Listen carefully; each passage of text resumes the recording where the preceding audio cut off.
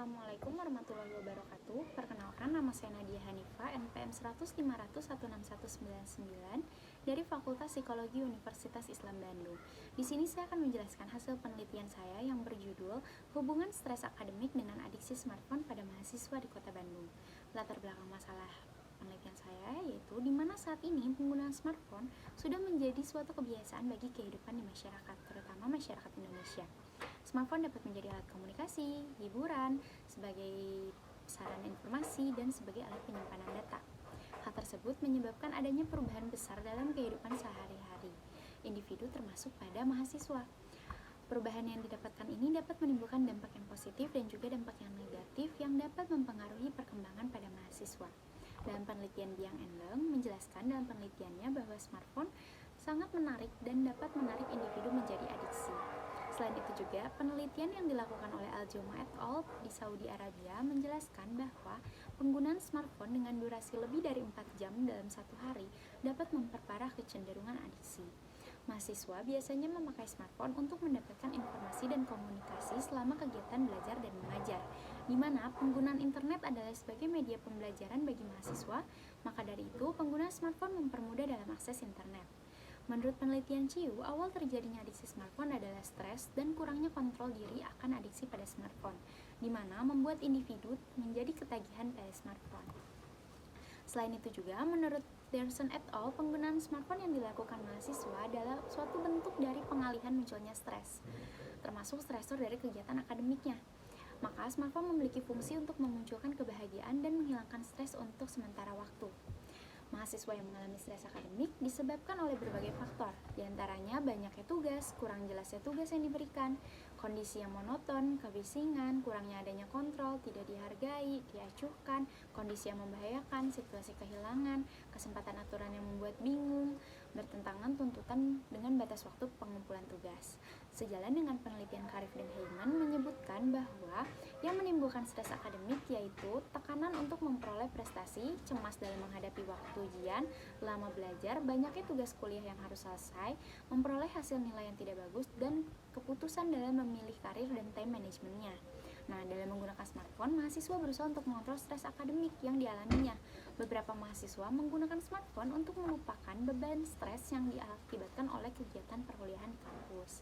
Nah, menurut penelitian Cooper juga bahwa upaya individu dalam situasi dan kondisi yang memicu stres diatasi dengan berbagai perilaku, diantaranya bermain smartphone.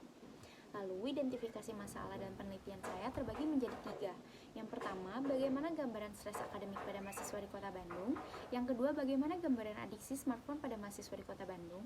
Dan yang ketiga, seberapa erat hubungan antara stres akademik dengan adiksi smartphone pada mahasiswa di Kota Bandung. Teori adiksi smartphone yang saya gunakan menggunakan teori Kwon et al., di mana adiksi smartphone merupakan suatu perilaku mengenai ketergantungan atau keterikatan terhadap smartphone yang menyebabkan terjadinya masalah sosial seperti menarik diri, gangguan kontrol impuls terhadap diri sendiri, dan stres akademik. Teori stres akademik yang saya gunakan menggunakan teori dari Lin and Chen, di mana stres akademik merupakan sumber dari interaksi dan mahasiswa, cemas akan hasil belajar yang didapat, ujian yang akan dihadapi, proses belajar bersama kelompok, pengaruh teman sebaya di lingkungan kampus dalam kegiatan akademik, kemampuan untuk memanajemen waktu, dan persepsi mahasiswa mengenai kemampuan dalam belajarnya yang dapat mempengaruhi kinerja akademik yang dihasilkan. Lalu, rancangan penelitian saya gunakan menggunakan metode kuantitatif. Rancangan penelitian ini menggunakan penelitian korelasional. Alat ukur yang saya pakai untuk adiksi smartphone yaitu Smart Addiction Scale versi bahasa Indonesia dan Academic Stress Inventory of Students at Universities and College of Technology dari Lin and Chen. Lalu, populasi dalam penelitian ini adalah mahasiswa di Kota Bandung yang aktif menggunakan smartphone, di mana kriteria yang saya butuhkan yaitu laki-laki atau perempuan, mahasiswa aktif di Kota Bandung, dan aktif menggunakan smartphone.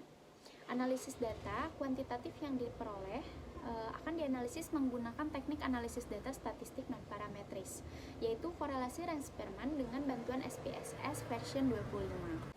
Berikut metode penelitian yang saya gunakan, lalu kita lanjut ke hasil dan pembahasan, di mana kategori stres akademik pada mahasiswa di Kota Bandung berada pada kategori yang tinggi, yaitu dengan presentasi 64,9% dari 134 responden.